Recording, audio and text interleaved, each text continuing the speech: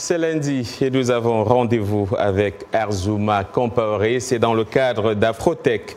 Arzouma, bonsoir et bienvenue. Bonsoir John et bonsoir à toutes et à tous. On se rend tout de suite au Malawi où le président Arthur Peter Mutharika a procédé au lancement d'une cellule numérique de surveillance sanitaire dans la capitale Lilongwe.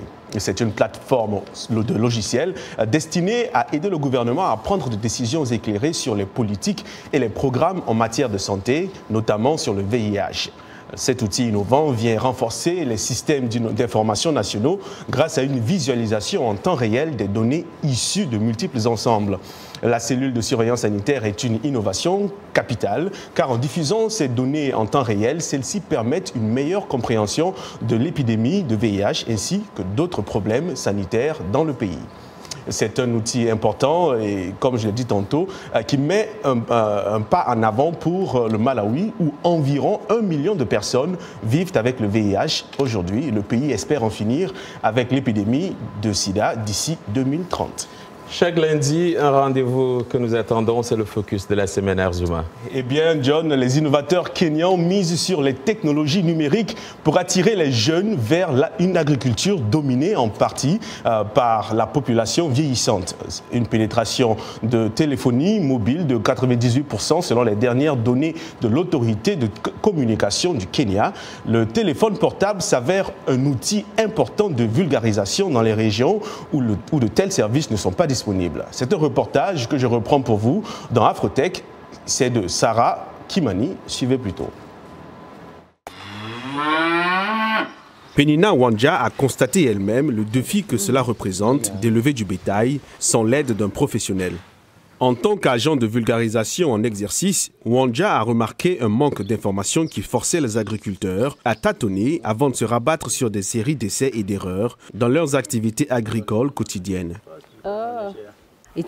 C'est une lacune que j'ai constatée après avoir examiné les statistiques et la nature du terrain. Notre gouvernement a fourni un agent de vulgarisation à près de 4000 agriculteurs, ce qui fait que ces services essentiels sont réellement nécessaires.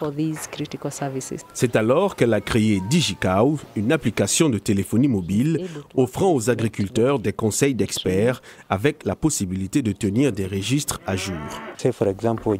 L'application permet de maintenir vos registres à jour, par exemple pendant la saison de l'accouplement, puis de savoir quand votre vache va mettre bas. Mais autrefois, nous devions écrire toutes les dates et effectuer un compte à rebours.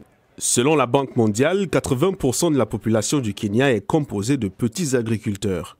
DigiCow est un exemple de la façon dont la technologie peut être utilisée pour combler le manque de connaissances dans le secteur. Nous devons changer les mentalités des jeunes, les encourager à s'engager dans l'agriculture. Sinon, si cela ne change pas, l'utilisation de ces technologies sera nulle. Pour faire face aux problèmes liés à l'analphabétisme, DigiCow dispose d'un service vocal qui, selon Wanja, s'est révélé une aide précieuse pour les agriculteurs les plus âgés. Voilà, selon la conceptrice, plus de 3500 agriculteurs utilisent déjà l'application DigiCow. Et Arzouma, voilà, voici venu le temps des folies d'invention. De quelle folie parlons-nous aujourd'hui? En fait, imaginez en lieu et place d'échafaudage autour de grands bâtiments. Imaginez un essaim de drones effectuant méthodiquement toutes sortes de tâches ménagères, du nettoyage des fenêtres à la recherche de problèmes en passant par la maintenance. Et oui, les drones seront peut-être les ouvriers de demain. Et c'est ce que des chercheurs anglais et suisses ont réalisé en programmant des drones dans ce but et en leur ajoutant une simple encre et une attache. Après avoir placé l'encre, le drone tire en arrière pour resserrer la corde et ensuite un contrôleur d'admission pour abaisser et se placer pour se rabaisser et se placer en position complètement verticale. Ceci permet d'évaluer, de réparer et de prélever des échantillons sur la surface.